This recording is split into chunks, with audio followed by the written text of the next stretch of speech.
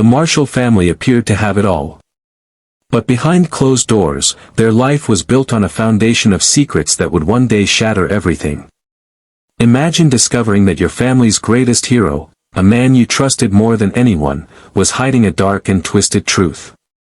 That's exactly what happened to John Marshall, a successful lawyer with a picture-perfect life, when he learned the horrifying reality about his father. But it wasn't just the secret that tore his world apart.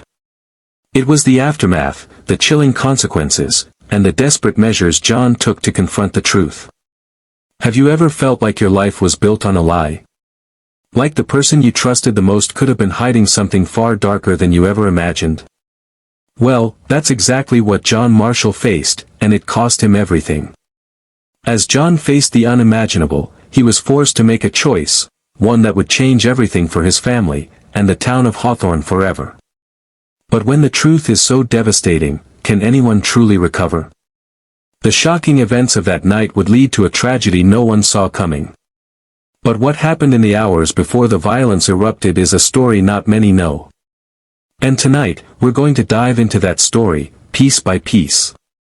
Stick with us to find out what happened, and how a single dark secret brought everything crashing down. Thank you my viewers and my subscribers. If you are new here, please subscribe to our YouTube channel and turn on notifications so you never miss out on our new videos. John Marshall had always been the epitome of success. Born and raised in Hawthorne, a small but prosperous suburban town, he came from a well-respected family. His father, Thomas Marshall, was the cornerstone of the community, an esteemed lawyer known for his unwavering integrity and wealth. His mother, Clarissa, was the graceful socialite who ran charity events and served on multiple boards, organizing everything with a smile. They had the perfect family, one that attended every event, hosted the best dinners, and appeared flawless in every aspect of their lives. John, the eldest of two children, was groomed to follow in his father's footsteps. From a young age, he was taught discipline, the importance of reputation, and the significance of hard work. His life was one of structure, predictability, and tradition. He excelled in school, earned his law degree, and returned to Hawthorne to follow the path laid out for him. By all appearances, John was living the American dream. But beneath the surface, John was a man caught in the tension between family loyalty and his own desires. His marriage to Clarissa was a product of his upbringing, practical, serene, and socially advantageous. They had two children, Luke and Anna, both of whom were on track to lead similarly ideal lives. Yet, John's personal life was beginning to feel like a carefully constructed facade, one that was starting to wear thin. Professionally, John was a highly regarded lawyer, his career on an upward trajectory, and his reputation impeccable. However, in private, John's world was beginning to crack. His relationships with his family, especially with his estranged brother, Simon, were strained. While John adhered to the rules and traditions of their family, Simon had always been the outlier, a free spirit who lived on the margins of society. Though their differences were significant, John's deep-rooted belief in family had kept him tethered to the idea that Simon's eccentricities were just part of his nature. John's life was always about maintaining order and control, a philosophy instilled in him by his father. But when John visited Simon's house one fateful evening, everything changed. Simon's cryptic warning and the revelation of their father's dark secret would shatter John's world, leaving him facing a moral dilemma that would pull him into the depths of his own family's darkness. Simon Marshall was the complete opposite of his older brother, John. Born into the same family, Simon was the black sheep from the very beginning. While John followed the rules and upheld the family's traditional values, Simon rejected them. He didn't conform to the pressures of societal expectations. Instead of following a prestigious career path like his brother, Simon chose to become a mechanic, a profession that gave him more freedom, though it kept him on the outskirts of the social ladder. Simon's life was one of constant movement. He had an insatiable wanderlust, never staying in one place for long, traveling the world in search of experiences that fed his restless soul. His home was modest, tucked away on the edge of the town, surrounded by a dense forest that isolated him from the rest of the family. He was a man of few words, often seen as mysterious and enigmatic, and while John tried to reach out to him, Simon kept his distance, never truly opening up.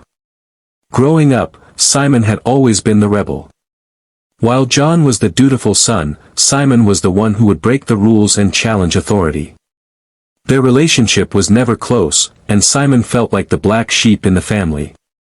He resented the expectations placed on him by their father, Thomas, and while John was the golden child, Simon often felt invisible in the family's eyes. As the years went on, Simon's mistrust of the family only deepened, especially as he began to uncover secrets about their father that no one else knew. When Simon stumbled upon the truth about his father's criminal activities, specifically the murder of a woman named Rachel, he was shaken to his core. The guilt and betrayal he felt were overwhelming. He tried to warn John, believing that his brother's sense of justice would push him to confront their father.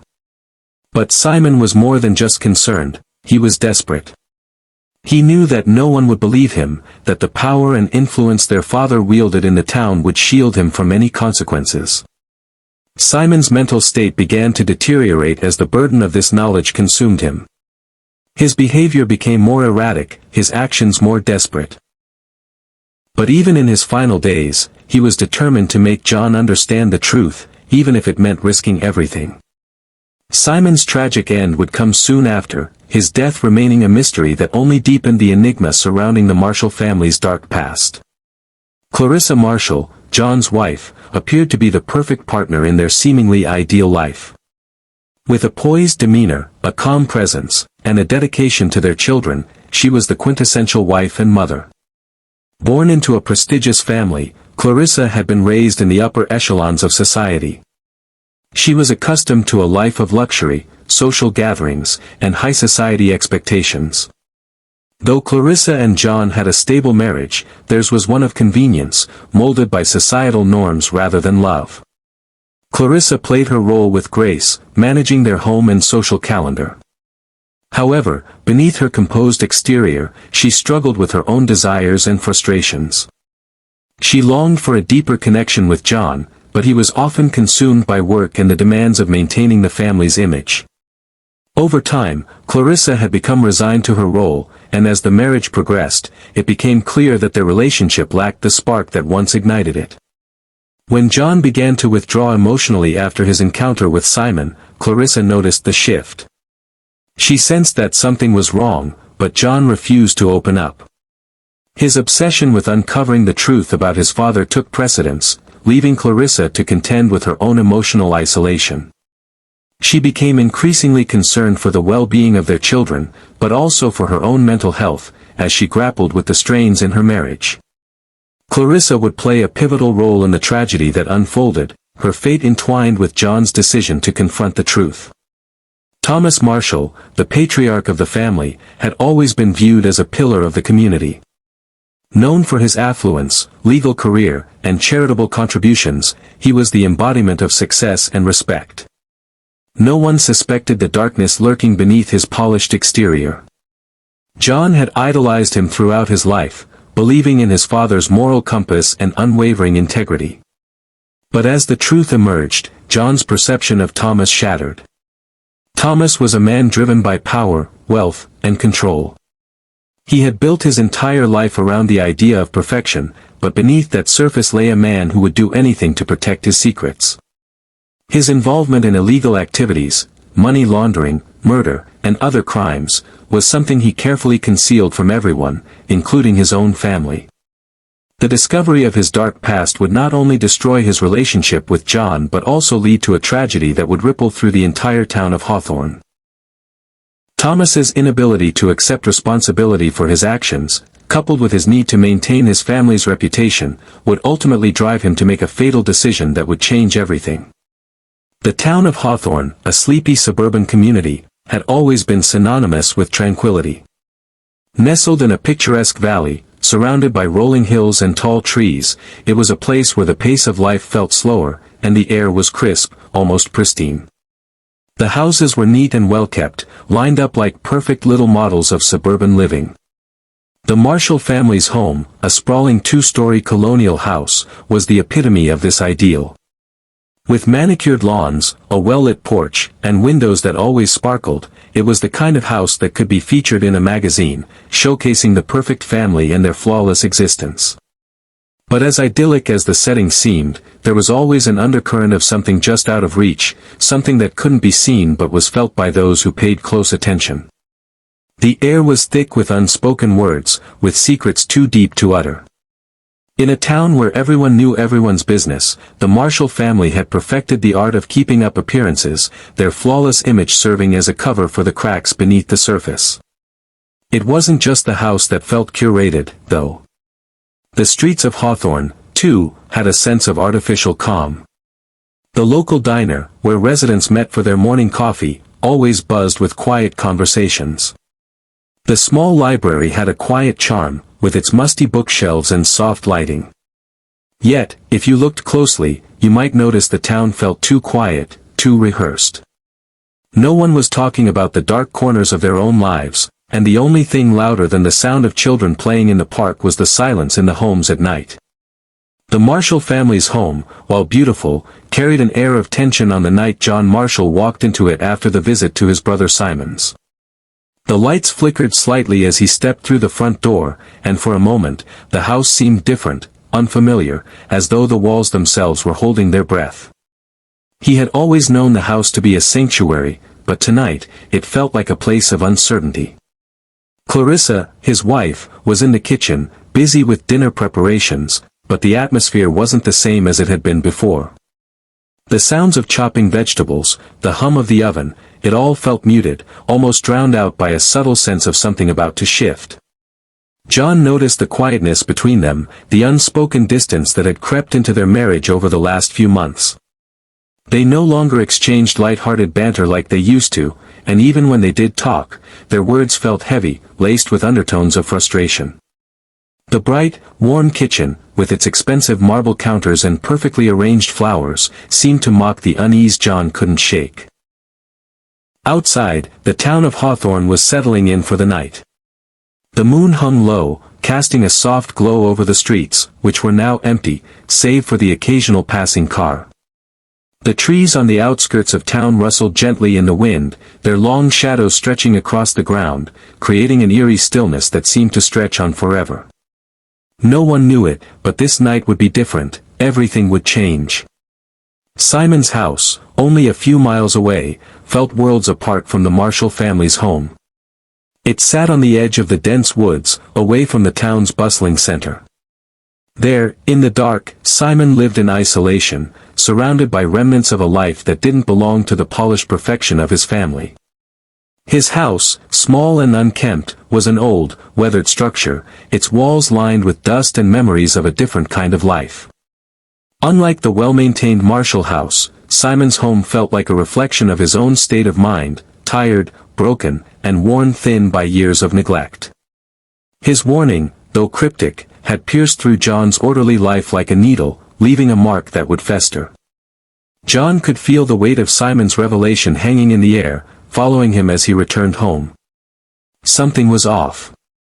Simon's words, full of despair and fear, echoed in his mind as he tried to make sense of what he had learned. The world he had built was crumbling, he could feel the cracks in the foundation, and no amount of family pride or reputation could stop them from widening. His father, Thomas Marshall, the man who had always stood as the immovable pillar of the family, was about to fall from grace. The idea was unfathomable. But tonight, the truth couldn't be ignored. And John was caught in the middle, unsure of how far he was willing to go to protect his family's name. As John sat at the kitchen table, his mind raced with the possibility of what lay ahead. It was clear now, he was about to face a conflict far greater than he had ever imagined. And just like that, in the stillness of their suburban home, the foundation of everything he had once believed in began to crack. It had been a long, suffocating day for John Marshall. The weight of his brother Simon's words still pressed heavily on his chest, the revelation about their father's dark past replaying in his mind like a loop he couldn't stop. He had spent the entire afternoon walking in circles, trying to make sense of what he had learned. Every time he thought about confronting his father, a wave of nausea would rise up within him, pushing the thought aside. But the truth gnawed at him, he couldn't keep ignoring it. As John sat in the study later that evening, the last light of the setting sun barely piercing through the thick curtains, he heard the soft click of the front door opening. It was Clarissa, returning from her evening errands, the faint sound of her heels against the hardwood floor signaling her presence. He didn't look up, lost in thought, his fingers absently tracing the edge of his desk. Clarissa's voice was calm as she entered, a contrast to the whirlwind of emotions swirling inside John. "John. Are you all right?" she asked, sensing the unease in the air. He could hear the concern in her tone, but the words felt distant, like they were meant for someone else, not the man who sat before her, lost in a web of lies and truths he couldn't untangle. "I'm fine," he muttered, the words tasting hollow in his mouth. "Just thinking." Clarissa raised an eyebrow but didn't press further. Instead, she walked to the window and stared out at the darkening yard, the house eerily quiet around them. She could sense the tension that had been building between them for weeks now. The distance in John's eyes, the moments of silence that stretched on longer than necessary, the nights he spent in the study, avoiding her gaze, all of it had become too much to ignore. But she said nothing, allowing the silence to grow between them. Minutes passed, stretching into what felt like an eternity. John's thoughts kept drifting back to Simon, to the desperation he had seen in his brother's eyes when they spoke. Simon had begged him to confront their father, to bring the truth to light. But how could he? His father, Thomas Marshall, had always been the epitome of honor, the man who had shaped John's entire worldview. The thought of accusing him, of even entertaining the idea that his father could be capable of murder, was unfathomable. It was then that he heard the unmistakable sound of a car engine pulling into the driveway. His heart skipped a beat. He knew who it was. The sharp, unsettling realization hit him, his father was home. John quickly stood up, his legs shaking beneath him. His mind raced, heart pounding as he walked toward the door, but his hand froze on the handle. What was he going to say to his father? How could he even begin to confront him with something so monstrous? The door creaked open, and Thomas Marshall stepped inside. His presence filled the room, a man of imposing stature and calculated grace. His salt and pepper hair, always neatly combed, framed a face that exuded control, confidence, and power. He stood in the doorway for a moment, eyeing John with a silent, assessing gaze before speaking. "I've been expecting you," Thomas said, his voice calm, steady. But something in his eyes, a coldness that John had never noticed before, sent a chill down his spine. John's stomach turned. He wanted to say something, anything, but the words wouldn't come. His mind, overwhelmed with fear and confusion, could barely process what was happening. This was it. The moment that would define everything. "Sit down, son," Thomas continued, his tone almost too smooth, too controlled. "We need to talk." John hesitated, his breath shallow, as he sat down on the couch. Clarissa, sensing the gravity of the moment, stepped back into the kitchen, leaving the two men alone. The silence between them was deafening, thick with the weight of unspoken truths. For a few moments, neither spoke. John's pulse was loud in his ears, drowning out everything else. His mind scrambled for a way to ask the question he so desperately needed answered, but his father's unwavering gaze held him captive, paralyzed by the sense of impending doom. Finally, Thomas spoke, his voice cold and final. "You've been speaking to Simon, haven't you?" John's breath caught in his throat. How could his father possibly know? He hadn't said anything to Clarissa. His mind raced to piece the fragments together. Could Simon have told their father? Or was it something else entirely? "I know what you're thinking," Thomas continued, as though reading John's mind. "But I assure you, whatever Simon told you, it's all lies." The words came like a slap. John's chest tightened, his hands shaking as he clutched the armrests of the couch, struggling to keep his composure. His father's calm demeanor, the way he spoke so matter-of-factly, only heightened the tension.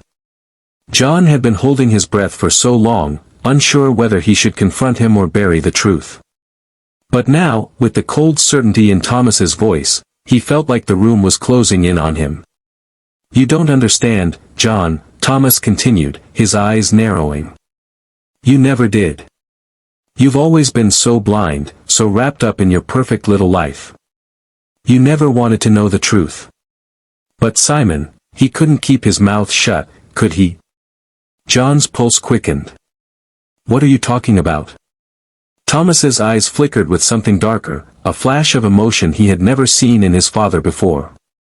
The words that came next would forever change everything. "Your brother was a threat to everything I've worked for.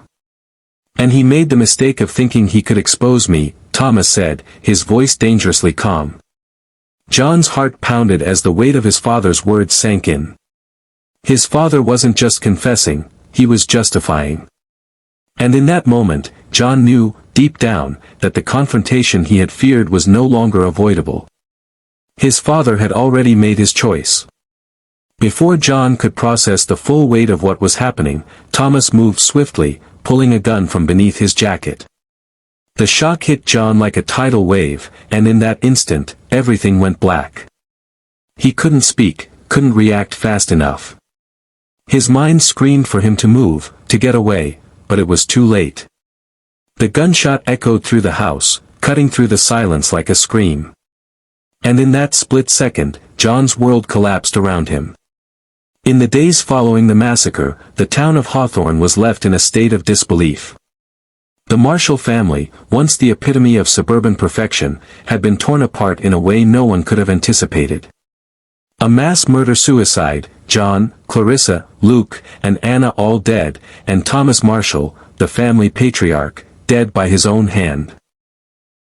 The story made headlines, and the authorities were quick to respond, but what they initially thought was a clear-cut case of a broken man taking the lives of his family was anything but.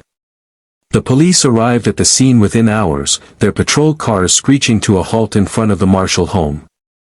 Officers cordoned off the area, securing the premises and beginning their grim work of piecing together the tragic events that had unfolded.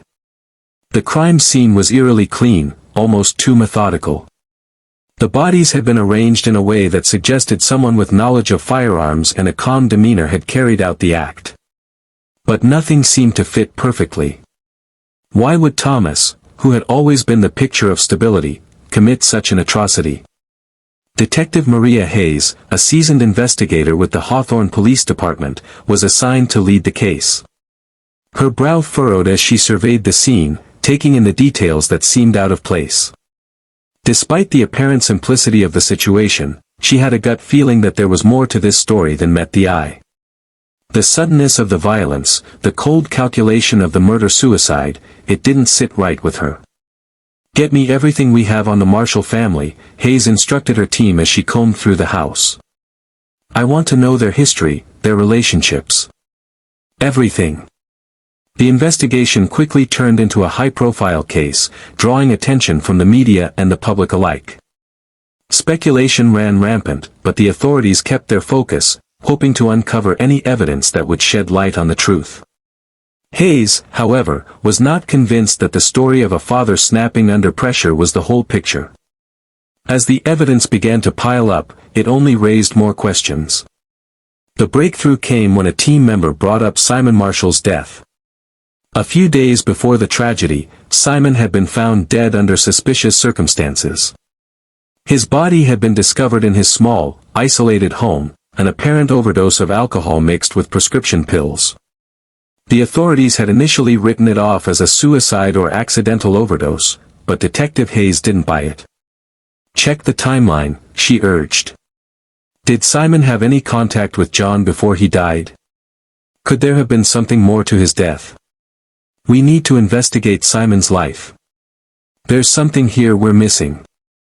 The more the investigation team dug into Simon's past, the more they found. Simon's life had been a whirlwind of strange behavior, missed appointments, and cryptic messages left for his brother. His conversations with John had become increasingly erratic in the weeks leading up to his death.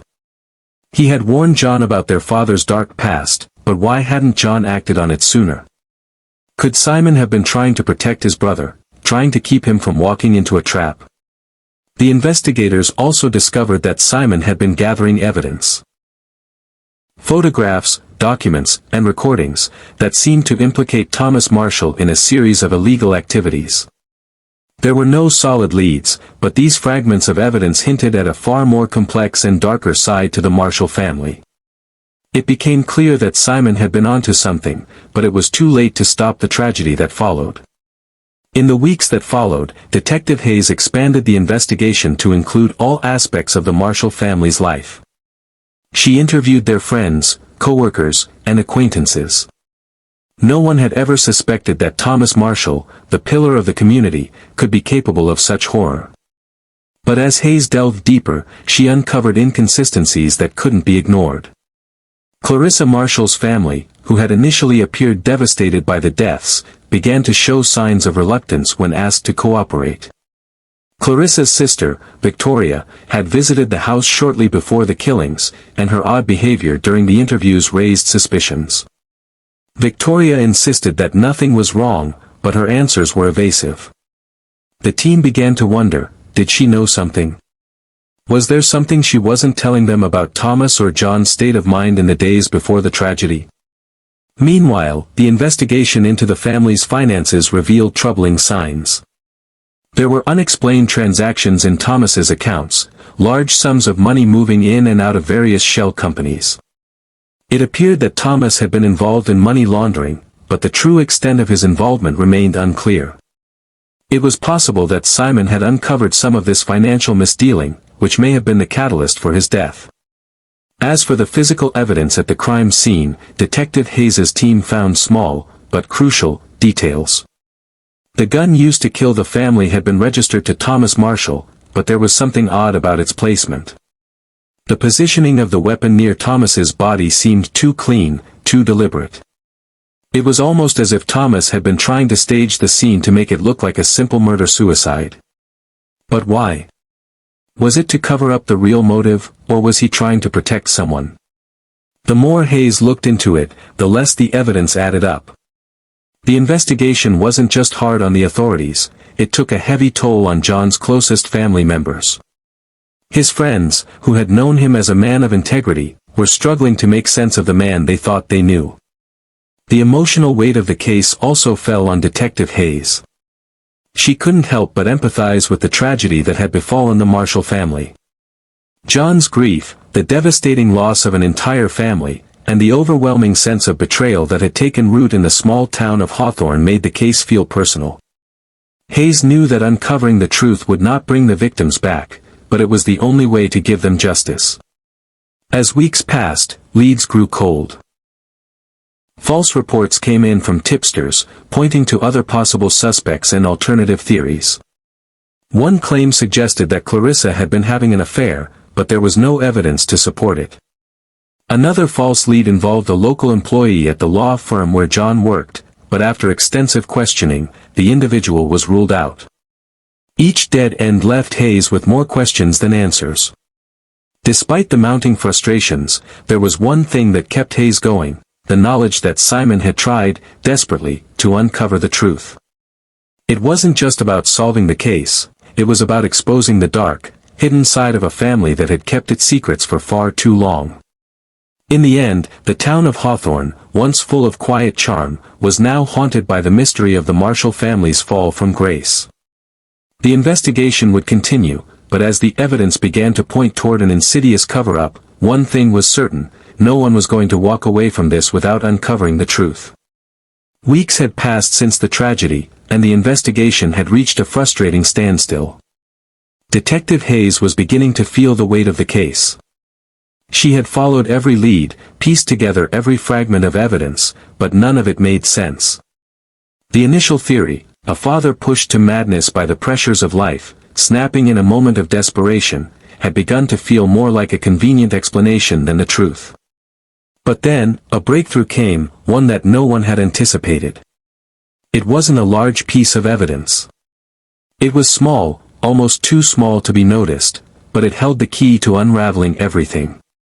It came in the form of a phone call from an anonymous informant, the kind of tip that could either lead to nothing or shatter everything. The caller's voice was shaky, unidentifiable, and breathless, but the words were clear enough. I know what really happened the night the marshals died. You need to look at Simon's files. There's something he didn't tell you, something his brother missed. At first, Hayes thought it was another wild goose chase. But the urgency in the caller's voice nagged at her. The investigator had already reviewed Simon's personal files, his scattered notebooks, the photos, and documents he had left behind.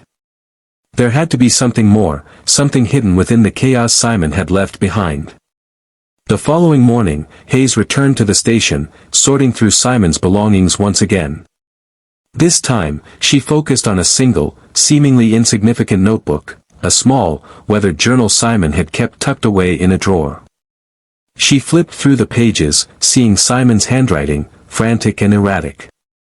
But then, as she turned to the last few pages, she found something that made her blood run cold. A series of cryptic entries detailed Simon's growing fear of an unknown person, someone he believed had been watching him for weeks.